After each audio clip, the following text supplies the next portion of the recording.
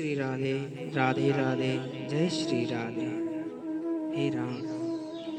श्रीमद् भागवत कथा की सुख सागर यानी पहला स्कंद का 17वां अध्याय में राजा परीक्षित का राज वेशधारी कलयुग को मारने के लिए उद्धत होना, कलयुग का परीक्षित के पैरों पर पड़ना और परीक्षित का क्षमादान।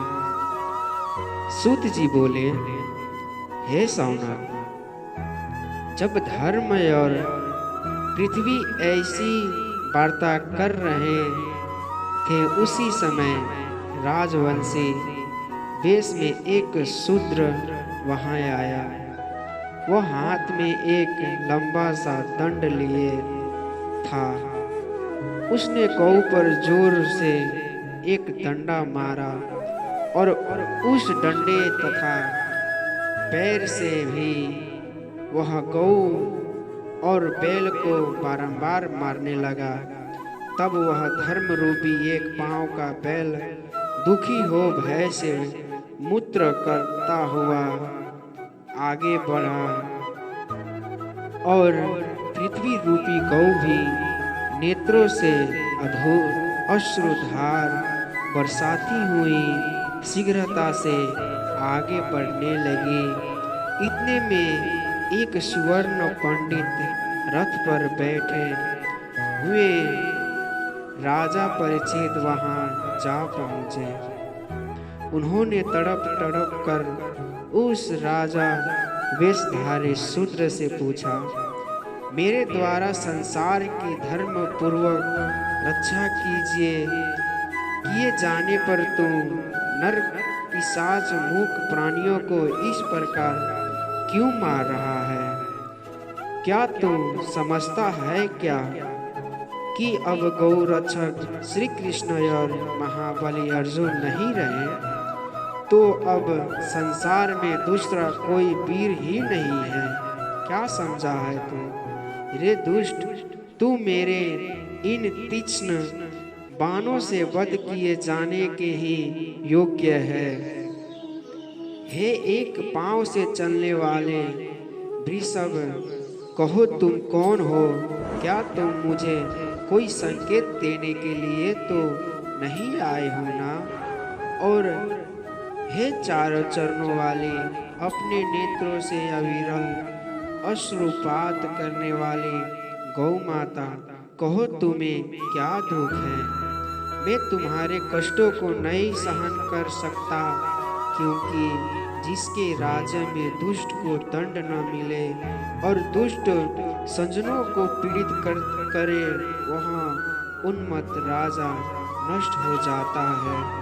जो राजा दुष्टों को दंड नहीं देता वह घोरतर नरकवास का अधिकारी है, किंतु दुखी जनों को दुख से मुक्त करना और इस प्रकार धर्म की रक्षा करना ही राजाओं का धर्म और परम धर्म है। हे वृषभदेव, कहो तुम्हारे शेष 3 पांवों को किसने काट डाले हैं? हाँ, मैं तुम्हारे इस दुख से बड़ा ही दुखी हूँ। श्री कृष्ण जी की आज्ञा मानने वाले राजा के राज्य में ये दुख असन्य है। इससे मेरे पूर्वजों के पवित्र यश में बड़ा बटा लग रहा है। हे वृष, कहो तुम कौन हो जिसने तुम्हें ऐसा कष्ट दिया हो? मैं उससे अवश्य मारूंगा। अपराधी को दंड देते हुए मुझसे तनिक भी दुख नहीं होता, क्योंकि उससे तो सज्जनों का कल्याण ही होता है।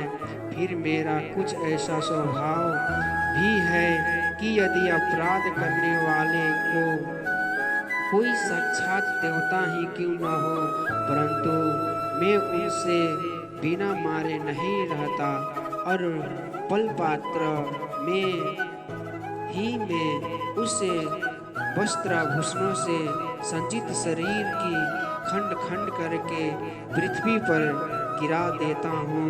राजा परीक्षित के मुख से ऐसा वचन सुनकर धर्म रूपी वृषभ ने कहा, राजन, क्यों न हो पांडव वंश में उत्पन्न तुम्हारे जैसे धर्मात्मा पुरुषों के लिए ये उपयुक्त वचन कहना योग्य ही है।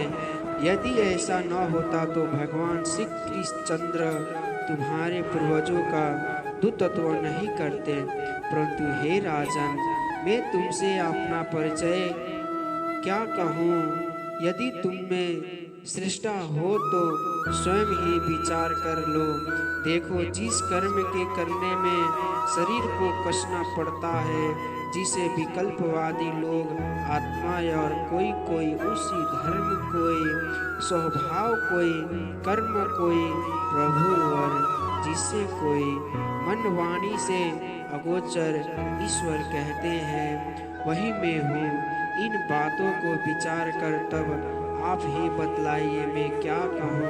सूत जी कहते हैं कि जब उस एक पांव वाले वृषभ ने ऐसे कहा तब राजा परीक्षित ने मौन होकर विचार किया कि फिर कहा, हे वृषभ, तुम्हारी बात तो धर्मपूर्ण है, सो कहो। तुम बैल का रूप धारण किए धर्म तो नहीं होना, क्योंकि तप, शौच तथा और क्षमता तुम्हारे 4 चरण कहे गए हैं कि उनमें गर्भ, स्त्री, प्रसंग और मद के इन 3 अधर्मी अंशों से तुम्हारे 3 पांव तो नष्ट हो गए हैं और अब केवल सत्य रूप तुम्हारा एक पांव बचा है, जिससे असत्य से बड़ा हुआ ये अधर्म रूप कलिकाल नष्ट करना चाहता है। परंतु मैं उसे सहन नहीं कर सकता, क्योंकि जिस राजा के राज्य में दुष्ट लोग प्रजाओं को पीड़ित करते हैं,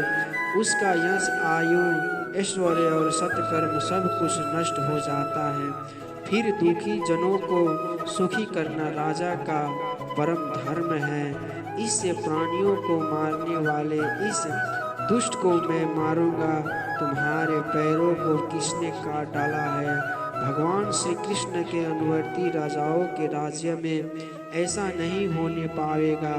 तब धर्म रूपी वृषभ से ऐसा कहकर राजा परीक्षित ने गौ रूप पृथ्वी से कहा, हे गौ माता, तुम्हारे दुख को समझ रहा हूँ। कहो, तुम इसलिए रो रही हो ना कि अब लोग ब्राह्मणों को न मानेंगे और मत वाले शूद्र राजाओं के ब्याज से मेरा भोग करेंगे, परंतु अब तुम्हें ये जान के अपना दुख त्याग देना चाहिए कि महारथी परीक्षित ने इस पापी कलयुग को मारने के लिए पैनी तलवार को उठा लिया है। हे सौनका, जब राजा परीक्षित ने पृथ्वी से जो ही ऐसा कहा कि उसी क्षण परीक्षित को मारने की इच्छा जानकर राज चिन्हों को छोड़कर भोग से विकल हो कलयुग राजा के चरणों पर सिर रखकर दंड के समान गिर पड़ा। तब कलयुग को इस प्रकार पैरों पर गिरते देखकर दयालु राजा को दया आ गई और वो बोले, अब तुम भय न करो, मैं तुम्हें न मारूंगा, परंतु देखो, अब तुम मेरे राज्य के बाहर हो जाओ, अर्थात तुम मेरे राज्य में किसी प्रकार भी अधर्म न फैलाओ, क्योंकि तुम अधर्म के बंधु हो। तुम्हारे कारण से तो लोभ, असत्य, चोरी, दुष्टता, पाप, माया, कलह और पखंड आदि अधर्म के समूह प्राप्त होते हैं। हे अधर्म बंधु, जहाँ सत्य और धर्म वर्तमान हो, जहाँ यज्ञ की विधि से भगवान की पूजा होती हो, उस क्षेत्र में तुम न जाओ। जिस ब्राह्मण वर्त क्षेत्र में यज्ञ मूर्ति भगवान विष्णु की पूजा होती हो, वहाँ तुम वास न करना। सूची कहते हैं कि राजा परीक्षित की ऐसी आज्ञा अनुसार कलयुग कांपने लगा। फिर उनसे बड़ा साहस कर हाथ से तलवार उठाए हुए राजा परीक्षित से कहा, हे महाराज, अब मैं चाहे जहाँ भी रहूँगा, परंतु वहाँ मुझे आपका भय बनी रहेगा। और मैं वहाँ सर्वत्र आपको ही धनुष बाण लिए इसी प्रकार देखूंगा कि इत एवं से धर्मात्माओं में श्रेष्ठ। अब आप मुझे वह भी स्थान बतलावे कि जहाँ मैं जाकर वास कर सकूं। मैं आपसे यह प्रतिज्ञा करता हूँ कि जहाँ भी रहूँगा आपकी दी हुई आज्ञाओं का पालन करता हुआ उन नियमों को सर्वदा ध्यान में रखूँगा। तब कलयुग के इस प्रकार उन नियमों को सर्वदा ध्यान रखे मैं, तब कलयुग के इस प्रकार बहुत कुछ गिड़गिड़ाने पर, पूछने और प्रार्थना पूर्वक कहने सुनने पर धर्मात्मा राजा परीक्षित ने कहा, अच्छा देखो, जहाँ जुआ मदपान भयविचारिणी स्त्रियाँ और प्राणी मारे जाते हो, इन्हीं चारों अधर्म के स्थानों में जाकर तुम वास करो। कलयुग ने कहा, महाराज एक और कोई स्थान दीजिए। राजा ने कहा, अच्छा तुम सुवर्ण में वास कर सकते हो। फिर जो कलयुग ने राजा के सुवर्ण मुकुट में भी अपना वास किया, बना लिया। जय श्री कृष्ण।